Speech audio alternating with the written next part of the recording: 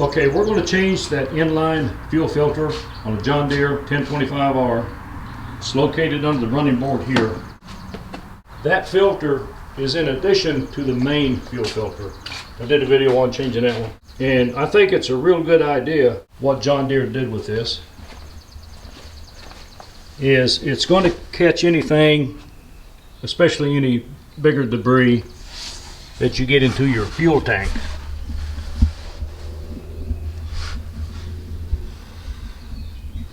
And here he is. And it is tight, very tight to get to. I'm going to put a real bright flashlight up next to it.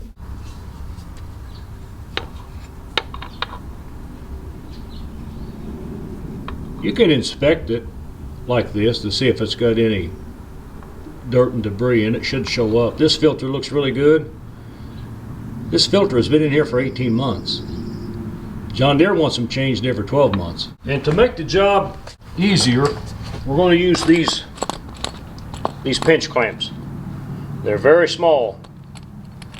And this end is a low profile, so you can get it up there between the running board and the fuel line and take the thumb nut, the wing nut, and tighten it up. It should work out pretty good. This is the fuel filter that the John Deere dealership gave me. The number is Alpha Mike 116304. Made in Israel this time. What I like about them is that they are transparent. What I don't like about this particular filter, it's got two different inlet sizes. They can be a real bear to get in because you don't have a lot of room to work with under there. And I hate to get into a position where I want to cut off. Let's say that's a 1/4 inch and that's 3/8 inch. Well, you don't need a 1/4 inch ID if your hoses are 3/8 inch ID. You only need a 1/4 inch if your hoses are 1/4 inch ID. But we'll see. I'm going to take the old one off and we'll compare it to this one. Okay, we'll start with the pinch clamp. You don't have a lot of room to work on this. That's the only downside to changing this little filter out.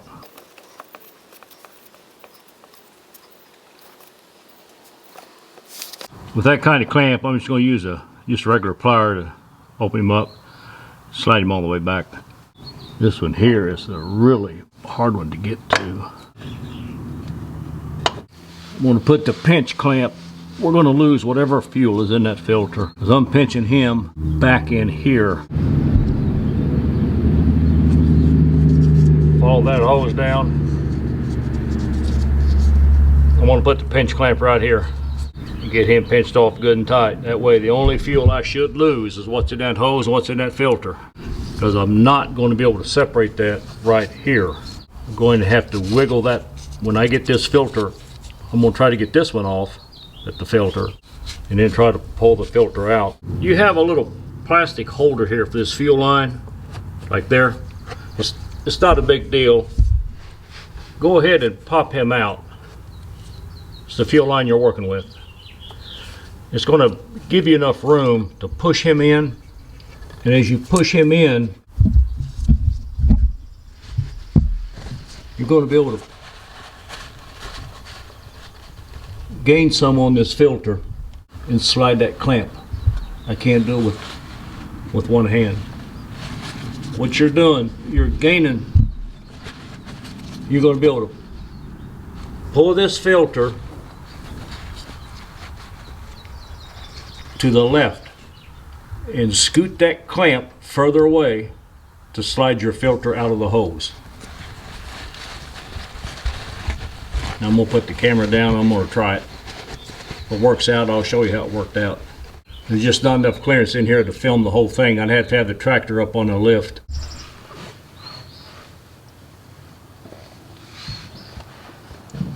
I'm spinning the filter in the hose right now. You probably can't see that. It's coming out. Here comes the fuel. Taking my thumb and I'm just working the hose off. You can see where I'm gaining a little bit. I'll get this end off first, then I'll concentrate on the other end. And it's one of those long ones. It's really longer than it needs to be because it's a dual size. See the dual size? I'm going to take a utility knife, razor edge, and cut them small inlets off. If you take it out of that plastic connector, you'll gain some, and then you can work it out and back this spring clip scoot it up there a little bit more. There it comes.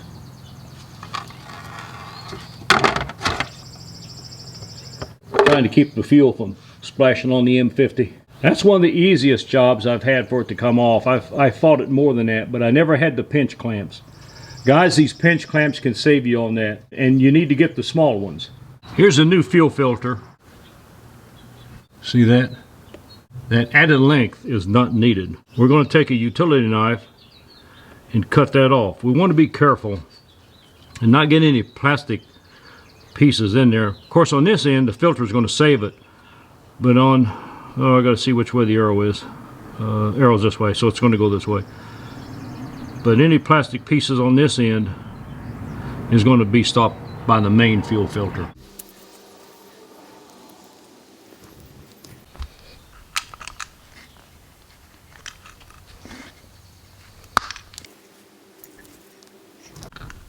I'm just doing it so it's going to come out easier the next time I change the fuel filter. Purely optional. Just wanted to mention, it's hard to see that in there, but that utility knife with a really good blade, it gets a really smooth cut on that fuel filter. And even if it didn't, we've got our main filter. So let's get our arrow right. Okay, we're coming from the tank over here. There's our arrow going that way.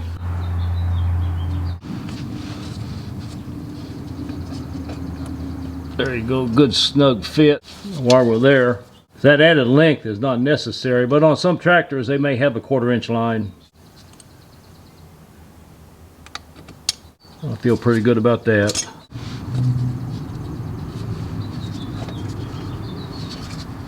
Okay, I'm just going to pull this one back to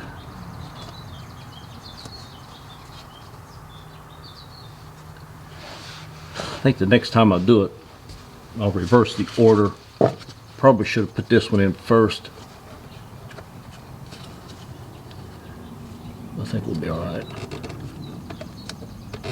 Oh yeah. Now we'll get that clamp on. I tucked that clamp up underneath there quite a bit.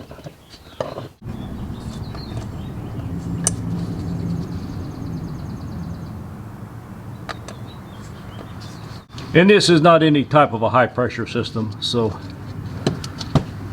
just a decent clamp. You can see the fuel running in.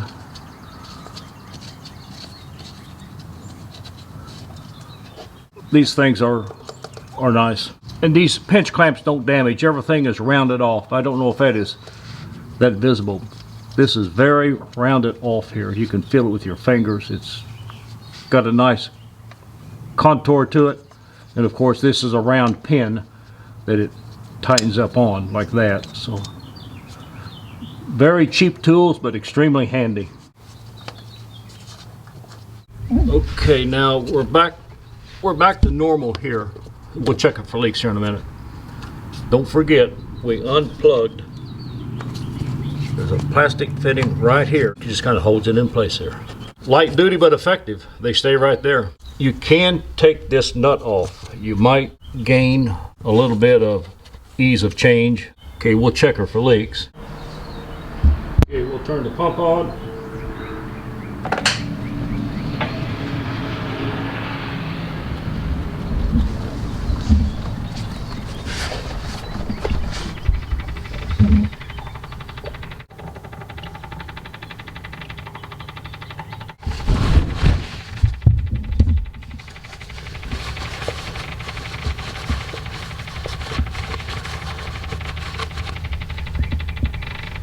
Say, I would be surprised if there was any drips there.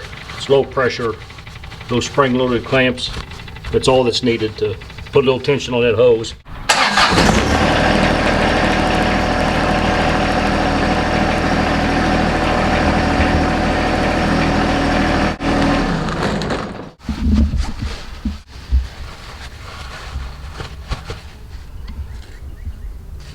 Well, I hope it helped. If you liked the video, go ahead and hit that like button, and I'd appreciate it if you would subscribe, and thanks for watching.